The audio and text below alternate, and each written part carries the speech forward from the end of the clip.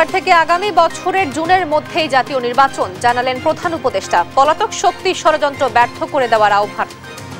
এবছর ডিসেম্বর থেকে আগামী বছরের জুনের মধ্যে নির্বাচন হবে। আমরা চাই আগামী নির্বাচনটি বাংলাদেশের ইতিহাসে সবচেয়ে অবাধ, সুষ্ঠু ও গ্রহণযোগ্য নির্বাচন হবে। জাতীয় নির্বাচন বিলম্বিত করতে নানামুখী ষড়যন্ত্রের অভিযোগ বিএনপির। ডিসেম্বরে ভোট ধরে চলছে প্রস্তুতি, জানালেন ইসি সচিব। ঈদ উদযাপনে আগে ভাগেই ঢাকা ছাড়ছে মানুষ, ট্রেনে নেই শিডিউল বিপর্যয়, সড়ক পথেও স্বস্তি থাকায় খুশি যাত্রীরা। ভালোই হচ্ছে, যাচ্ছি আর আরামে এসে যাচ্ছি, ইনশাল্লাহ কোনো সমস্যা হচ্ছে না। এইবারের ঈদ যাত্রা তুলনামূলক অনেক স্বস্তির, যেহেতু আজকে মনে হচ্ছে আজকে থেকে ঈদের যাত্রাটা শুরু হচ্ছে। বাচ্চা আছে তো এই জন্য আগে ভাগে যাচ্ছি যাতে ভিড়টা কম হয়, তো তুলনামূলক ভিড় এবার কমই দেখতেছি। গাজা জুড়ে নারকীয় তাণ্ডব চালাচ্ছে ইসরায়েল, প্রাণ গেছে আরো 23 ফিলিস্তিনির। উপত্যকায় কর্মী ছাঁটের সিদ্ধান্ত জাতিসংঘের। এবার কাউন্টার লিস্টন খোলা চাও, তিনি বিপজ্জনক হতে পারেন, তার গতি আছে। Number 10, number 9। এবং শিলংয়ে এশিয়ান কাপের বাছাইয়ে ভারতের বিপক্ষে বাংলাদেশের গোল শূন্য ড্র। ম্যাচ জুড়ে ছিল হামজা চৌধুরীর আধিপত্য। সংবাদ রাতে দেখছিলেন শিরোনাম, সঙ্গে আছি আমি তো আফরোজ। এবার বিস্তারিত। এবছরের ডিসেম্বর থেকে আগামী বছরের জুনের মধ্যে নির্বাচন হবে বলে জানিয়েছেন প্রধান উপদেষ্টা ডক্টর মোহাম্মদ ইউনূস। চীন সফরে যাবার একদিন আগে মঙ্গলবার সন্ধ্যায় দেশবাসীর উদ্দেশ্যে ভাষণে তিনি বলেন, সংস্কারের পক্ষে মত দিয়েছে প্রতিটি রাজনৈতিক দল। দেশের অর্থনীতিকে চাঙ্গা করতে চীন, আরব আমিরাত, নেপাল, ভুটান সহ বিভিন্ন দেশ শিল্পাঞ্চল গড়া সহ দ্রুততম সময়ে নতুন নতুন বিনিয়োগ আসার আশ্বাসও দেন তিনি। ভাষণে আগামী জুনের মধ্যে মূল্যস্ফীতি 8% নিচে নামিয়ে আনার আশা প্রকাশ করেন তিনি। এ নিয়ে আরো জানাচ্ছেন জান্নাতুল মোহনা। আজ 25শে মার্চ, মানব সভ্যতার ইতিহাসে কলঙ্কিত এক হত্যাযজ্ঞের দিন। মহান স্বাধীনতা দিবস ও ঈদ উল ফিতর উপলক্ষে মঙ্গলবার সন্ধ্যায় জাতির উদ্দেশ্যে ভাষণ দেন প্রধান উপদেষ্টা ডক্টর মোহাম্মদ ইউনূস। এ সময় তিনি দেশের ভঙ্গুর অর্থনীতির গতি বাড়িয়ে তোলায় প্রবাসীদের প্রশংসা করার পাশাপাশি অর্থ পাচারকারীদের দ্রুত আইনের আওতায় আনতে আন্তর্জাতিক তৎপরতা জোরদার করার কথা জানান। দেশের ধ্বংসপ্রাপ্ত অর্থনীতিতে স্বস্তি এনে দিয়েছে আমাদের প্রবাসী ভাই বোনেরা। ফেব্রুয়ারি মাসে রেমিটেন্স প্রবাহ রেকর্ড গড়েছে, প্রায় 25% বৃদ্ধি পেয়ে $2.5 বিলিয়ন পৌঁছেছে। ফেব্রুয়ারিতে মূল্যস্ফীতি 9.32% নেমে এসছে, যা 22 মাসের মধ্যে সর্বনিম্ন। এই অর্থ পাচারকারীদের দ্রুত আইনের আওতায় নিয়ে আসার লক্ষ্যে ইতিমধ্যে আন্তর্জাতিক তৎপরতা জোরদার করা হয়েছে। দ্রুত সময়ে বিদেশি বিনিয়োগ আনার আশ্বাস দেন প্রধান উপদেষ্টা। জানান, চীন, আরব আমিরাত, নেপাল, ভুটান সহ বিভিন্ন দেশ বাংলাদেশের শিল্পাঞ্চল গড়তে আগ্রহ জানিয়েছে। ইতিমধ্যে কয়েক বিলিয়ন ডলারের প্রস্তাবও পাওয়া গেছে। প্রিয় দেশবাসী, অন্তর্বর্তী সরকার পৃথিবীর বিভিন্ন দেশের শীর্ষস্থানীয় বিনিয়োগকারীদের সঙ্গে নিয়মিত বৈঠক করে যাচ্ছে। তারা বাংলাদেশের বর্তমান ব্যবস্থায় বিনিয়োগের বিষয়ে খুবই আগ্রহী। আশা করছি দ্রুততম সময়ে দেশের নতুন নতুন বিদেশি বিনিয়োগ আপনারা দেখতে পাবেন। মধ্যে DP World, Singapore PSA, AP Moller Maersk কয়েক বিলিয়ন ডলারের বিনিয়োগের প্রস্তাব করেছে। সংযুক্ত আরব আমিরাতকে আমাদের দেশে শিল্প কারখানা গড়ে তোলার জন্য একটি শিল্পাঞ্চল করার প্রস্তাব দিয়েছে। তারা এই বিষয়ে আগ্রহ জানিয়েছে। গুজব ছড়িয়ে জুলাই অভ্যুত্থান ব্যর্থ করার ষড়যন্ত্র চলছে বলেও জানান তিনি। অন্তর্বর্তী সরকার দায়িত্ব নেবার পর থেকেই গণমাধ্যম ও সোশ্যাল মিডিয়ায় গুজবের যেন এক মহোৎসব চলছে। দেশকে অস্থিতিশীল করার জন্য একের পর এক মিথ্যা তথ্য ছড়িয়ে দিয়ে জনগণকে বিভ্রান্ত করার চেষ্টা চলছে। এক ছবির সঙ্গে অন্য ছবি জুড়ে দেওয়া হচ্ছে, ঘটনা একটা, ছবি আরেকটা। এরকম ফটোকার্ড বানিয়ে অন্য দেশের ঘটনাকে এ দেশের ঘটনা হিসেবে চালিয়ে দিয়ে সোশ্যাল মিডিয়ায় তোলপাড় করে ফেলছে। যতই নির্বাচন কাছে আসবে এর রূপ আরো ভয়ঙ্কর হতে থাকবে। কারা এর পেছনে আছে, কেন আছে, তা আপনাদের সবারই জানা আছে। এছাড়া চলতি বছরের ডিসেম্বর থেকে আগামী বছরের জুনের মধ্যে নির্বাচন অনুষ্ঠিত হবে উল্লেখ করে প্রধান উপদেষ্টা বলেন, সংস্কারের পক্ষে মত দিচ্ছেন প্রতিটি রাজনৈতিক দল। এবছর ডিসেম্বর থেকে আগামী বছরের জুনের মধ্যে নির্বাচন হবে। আমরা চাই আগামী নির্বাচনটি বাংলাদেশের ইতিহাসে সবচেয়ে অবাধ, সুষ্ঠু ও গ্রহণযোগ্য নির্বাচন হবে। দেশের রাজনৈতিক দলগুলো খুবই ইতিবাচকভাবে সংস্কার কাজে সাড়া দিয়েছেন, তাদের মতামত তুলে ধরছেন। কোন রাজনৈতিক দল কোন কোন সংস্কার প্রস্তাবে একমত হয়েছেন, কোনটিতে দ্বিমত হয়েছেন, সেসব তারা জানাচ্ছেন। এটা আমাদের জাতির জন্য অত্যন্ত সুখকর বিষয় যে প্রতিটি রাজনৈতিক দল সংস্কারের পক্ষে মত দিচ্ছেন। এদিকে এবার হজ যাত্রা সহজ করতে বিশেষ অ্যাপ চালুর বিষয়টিও ভাষণে তুলে ধরেন প্রধান উপদেষ্টা। সবশেষে দেশবাসীর নির্বিঘ্নে ঈদ আনন্দ উদযাপনের প্রত্যাশা জানিয়ে শুভেচ্ছা জানান সরকার প্রধান। অবস্থান থেকে জান্নাতুল মোহনা, দেশ টিভি, ঢাকা। কিছু কিছু দল বা কোনো গোষ্ঠী ৭১কে কোনো ঘটনাই মনে করছে না মন্তব্য করে বিএনপির মহাসচিব মির্জা ফখরুল ইসলাম আলমগীর বলেন, মুক্তিযুদ্ধে জিয়াউর রহমানের অবদান নিয়ে যারা প্রশ্ন তুলেছে তারা ধৃষ্টতা দেখাচ্ছে। তিনি আরো বলেন, নতুন করে দেশে নির্বাচন পিছিয়ে দেওয়ার ষড়যন্ত্র শুরু হয়েছে। বিস্তারিত প্রতিবেদনে। মঙ্গলবার সকালে রমনা ইঞ্জিনিয়ারিং ইনস্টিটিউশনে বিএনপি আয়োজন করে স্বাধীনতা দিবস উপলক্ষে আলোচনা সভার। আলোচনায় অংশগ্রহণ করেন দেশের বরেণ্য শিক্ষাবিদ ও বিএনপির বিভিন্ন পর্যায়ের নেতারা। একই অনুষ্ঠানে উপস্থিত হয়ে বিএনপির স্থায়ী কমিটির সদস্য আমির খুসরো মাহমুদ চৌধুরী বলেন, শেখ হাসিনা এক ধরনের প্রকল্পের মধ্য দিয়ে ক্ষমতায় এসেছিল, আবারও সেই রকম প্রকল্প লক্ষ্য করা যাচ্ছে। তবে এবার বিএনপিকে ক্ষমতায় যাওয়া থেকে আটকানোর প্রকল্প। তারা নির্বাচনী প্রক্রিয়াকে বাধাগ্রস্ত করতে চাচ্ছে না, তারা গণতন্ত্রের ভোটে নির্বাচিত সরকারকে বাধাগ্রস্ত করার চেষ্টা করছে না। তারা চেষ্টা করছে বাংলাদেশের সবচেয়ে জনপ্রিয় দল বিএনপি যাতে ক্ষমতায় না আসে সেই চেষ্টায় তারা এখন ব্যস্ত হয়ে গেছে। আর স্থায়ী কমিটির সদস্য খন্দকার মোশাররফ হোসেন বলেন, সংস্কার ও স্থানীয় সরকারকে উসিলা বানিয়ে জাতীয় নির্বাচনকে বিলম্বিত করার ষড়যন্ত্র শুরু করেছে। সন্দেহ পোষণ করছে জনগণ যে এ নিয়ে ষড়যন্ত্র হচ্ছে। আমরা বলতে চাই যে নানাভাবে উছিলা সৃষ্টি করা হচ্ছে। যেমন নির্বাচনের আগে কেউ কেউ চাচ্ছেন সংস্কার সাধন শেষ করে তারপরে নির্বাচন হবে। পরে সভাপতির বক্তব্যে বিএনপি মহাসচিব মির্জা ফখরুল ইসলাম বলেন, নতুন করে দেশে ষড়যন্ত্র শুরু হয়েছে নির্বাচনকে পিছিয়ে দেওয়ার। সোশ্যাল মিডিয়ায় নানা অপপ্রচারের মাধ্যমে নৈরাজ্য সৃষ্টি করা হচ্ছে বলেও সতর্ক করেন তিনি। কখনোই গণতন্ত্র বিশ্বাস করত না, আওয়ামী লীগ সবসময় গণতন্ত্রকে ধ্বংস করেছে। সুতরাং আওয়ামী লীগকে আর কোন গণতান্ত্রিক সুবিধা দেওয়ার কথা আমরা চিন্তা করতে পারি না। নতুন করে ষড়যন্ত্র শুরু হয়েছে যেন এই প্রক্রিয়া পিছিয়ে যায়, বিলম্বিত হয়, অন্য কাউকে সাহায্য করা যায় এবং দেশে একটা নৈরাজ্য সৃষ্টি করা যায়, সেই কাজগুলো আজকে শুরু হয়েছে বলতে পারেন। নতুন দলের গাড়ি বহরের শোডাউন নিয়েও সমালোচনা করেন মির্জা ফখরুল। নিয়াজ মুর্শিদ, দেশ টিভি, ঢাকা। সংস্কার চলমান প্রক্রিয়া, এতে নির্বাচন ব্যাহত হবে না বলে জানিয়েছেন নির্বাচন কমিশনের সিনিয়র সচিব আক্তার আহমেদ। আগামী ডিসেম্বরে জাতীয় নির্বাচনের প্রস্তুতি চলছে জানিয়ে তিনি বলেন, দুর্নীতি ও অনিয়মে সম্পৃক্ত ব্যক্তিকে দলীয় পদ বা নির্বাচনে মনোনয়ন না দেওয়া সহ নির্বাচন ব্যবস্থা সংস্কার কমিশনের অতি শীঘ্রই বাস্তবায়নযোগ্য 9টি বিষয়ে সরকারের চাওয়া সুপারিশের বিষয়ে এখনো কোনো সিদ্ধান্ত নেয়নি কমিশন। শিউলি রায়ের রিপোর্ট জানাচ্ছেন নাফিয়া ফারজানা।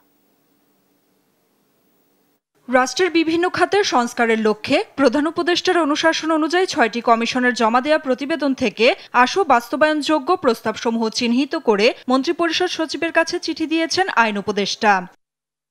এরই প্রেক্ষিতে মন্ত্রিপরিষদ বিভাগ থেকে ইসি সচিবকে পাঠানো চিঠিতে 9টি সুনির্দিষ্ট বিষয় উল্লেখ করে নির্ধারিত ছকের সুপারিশ চাওয়া হয়েছে। তবে এ নিয়ে কমিশন এখনো চূড়ান্ত কোনো সিদ্ধান্ত নেয়নি বলে জানান ইসি সচিব। 9টা বিষয়ের উপরে আমাদের প্রস্তাব সময়ের উপরে আমাদের মতামত চাওয়া হয়েছে। আমরা যত দ্রুত সম্ভব এটাকে আমাদের এখানকার সুপারিশগুলো সন্নিবেশ করে পাঠাতে পারবে। সংস্কার চলমান প্রক্রিয়া, এতে জাতীয় নির্বাচন ব্যাহত হবে না বলেও জানান তিনি। বলেন, আগামী ডিসেম্বরে ভোট ধরে প্রস্তুতি নিচ্ছে ইসি।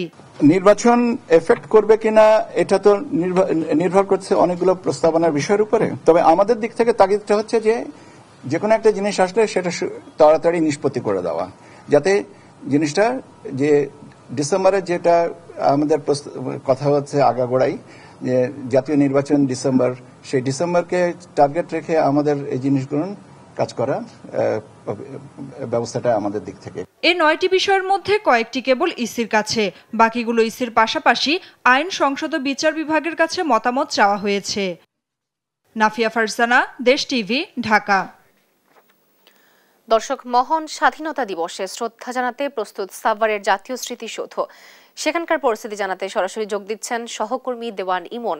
ইমন, স্মৃতিসৌধের পরিস্থিতি কি দেখছেন এখন, এবং নতুন বাংলাদেশ যেহেতু এবার, সেহেতু ভিন্ন কি প্রস্তুতি সেখানে দেখছেন, বিস্তারিত জানাবেন আমাদেরকে।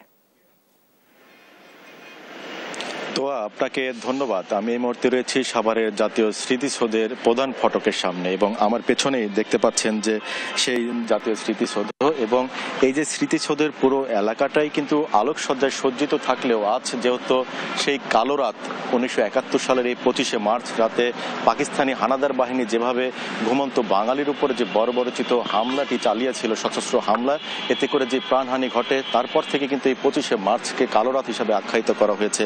এবং এই স্মৃতিসৌধে কিন্তু সেই শহীদদের প্রতি শ্রদ্ধা জানিয়ে, সূর্য সন্তানদের প্রতি শ্রদ্ধা জানিয়ে কিন্তু আজকে এই যে আলোকসজ্জা সেটি কিন্তু তারা বন্ধ রেখেছেন, এবং যতটুকু আলো রয়েছে এটি শুধুমাত্র নিরাপত্তার স্বার্থেই কিন্তু এই আলোটুকু রাখা হয়েছে।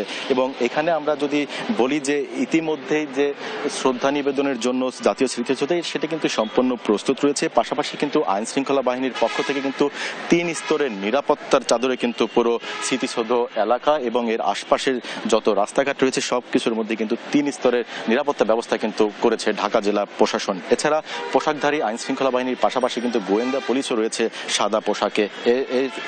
এর বাইরে যদি আপনাকে প্রধান ফটকের দৃশ্যটি যদি দেখায়, যে 9 পদাতিক ডিভিশনের পক্ষ থেকে কিন্তু এই যে জাতীয় স্মৃতিসৌধে যে প্রধান ফটক রয়েছে সেখানে কিন্তু এই যে দেওয়াল চিত্র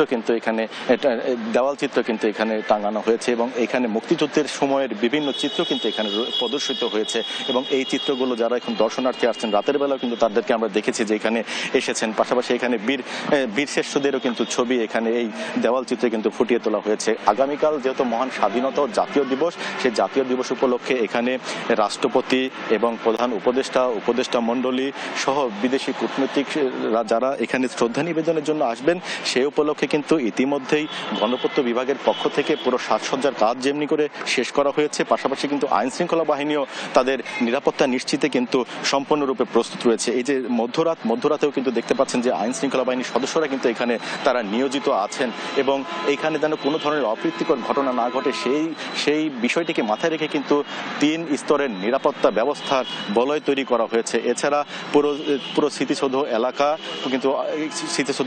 কিন্তু সিসি ক্যামেরার আওতায় আনার পাশাপাশি কিন্তু এখানে স্মৃতিসৌধের সামনে কিন্তু ওয়াচ টাওয়ার নির্মাণ করা হয়েছে, এবং এখান থেকে কিন্তু সবকিছু পর্যবেক্ষণ করা হবে যে কোনো ধরনের যেন কোনো অপ্রীতিকর ঘটনা যেন না ঘটতে পারে।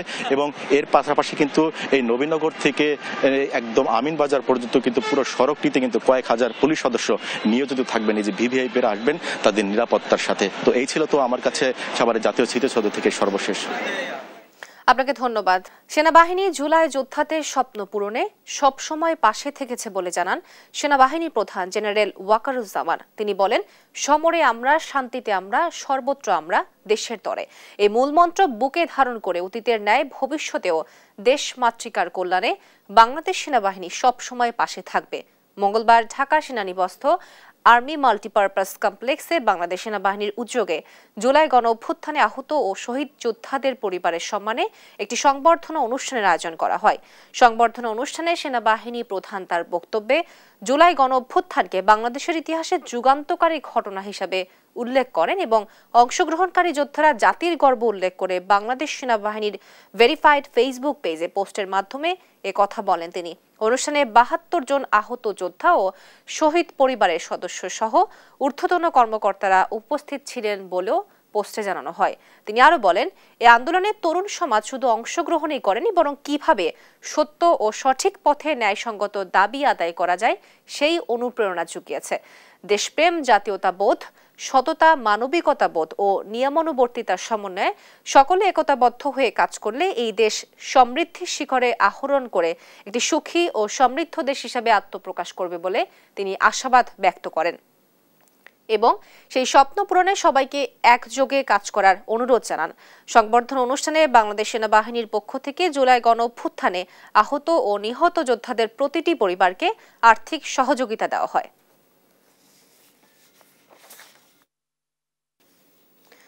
ঢাকা রেলওয়ে স্টেশন থেকে দ্বিতীয় দিনের ঈদ যাত্রা শুরু হয়েছে। নেই চিরচেনা উপচে পড়া ভিড়। নির্বিঘ্নেই ঢাকা ছাড়ছেন যাত্রীরা। মঙ্গলবার সকাল থেকে প্রতিটি প্ল্যাটফর্মে যাত্রীদের উপস্থিতি চোখে পড়ার মতো। সকাল থেকে প্রতিটি ট্রেনই ছেড়ে গেছে সময় মতো। স্টেশন ম্যানেজার বলছেন, যাত্রী ভোগান্তি কমাতে সব ধরনের প্রস্তুতি নিয়েছে রেলওয়ে কর্তৃপক্ষ। অন্যদিকে বাস টার্মিনালেও বাড়তে শুরু করেছে যাত্রীর সংখ্যা। তবে বৃহস্পতিবার যাত্রীর সর্বোচ্চ ভিড় হবে বলে মনে করছেন সংশ্লিষ্টরা। হাসান মাহমুদের রিপোর্ট। মঙ্গলবার সকাল ৯টায় ১২তম ট্রেন রংপুর এক্সপ্রেস ছেড়ে যায় কমলাপুর রেলওয়ে স্টেশন। তবে ঈদযাত্রা শুরু হলেও ছিল না যাত্রীদের বাড়তি চাপ। টিকিট ছাড়া কোনো যাত্রী ঢুকতে পারছে না স্টেশনে। চেক করা হচ্ছে কয়েক দফা।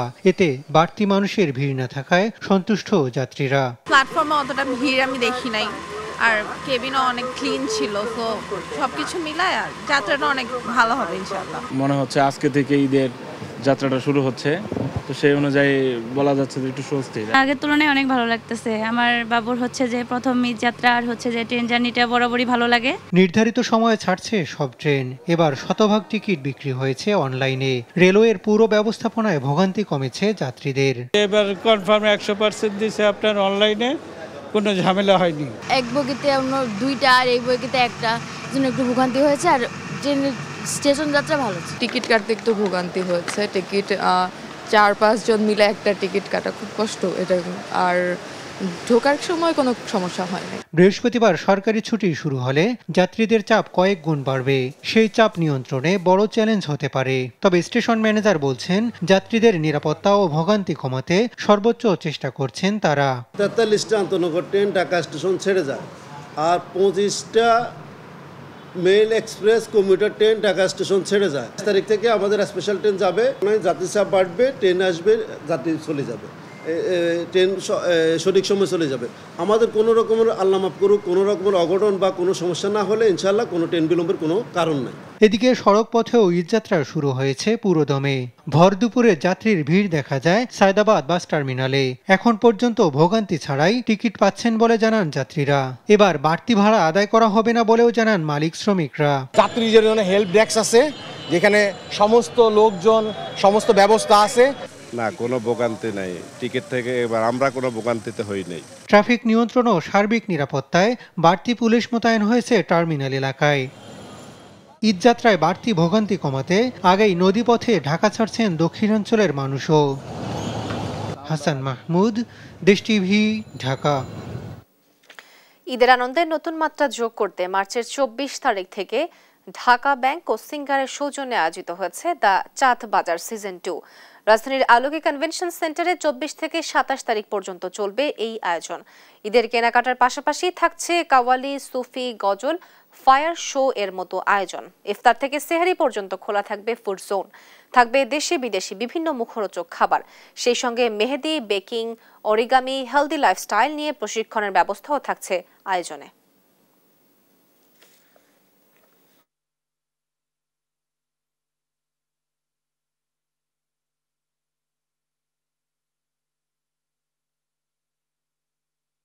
তারিখ থেকে 27 তারিখ পর্যন্ত 4 দিন ব্যাপী আমাদের দুপুর 2টা থেকে ভোর 4টা পর্যন্ত 4 দিন ব্যাপী ইভেন্ট চলছে। এবং আমাদের ভিশন হচ্ছে নতুন যারা উদ্যোক্তা আছে, ক্ষুদ্র যারা উদ্যোক্তা আছে, তাদেরকে আমরা একটা প্ল্যাটফর্ম দেওয়ার চেষ্টা করি। সো সিজন 1 থেকে শুরু করে সিজন 2 পর্যন্ত এই আমাদের যাত্রা। এবং আমাদের এখানে টাইটেল স্পন্সর হচ্ছে Dhaka bank and powered by Singer and Beko. So please come with your family and friends. Thank you so much.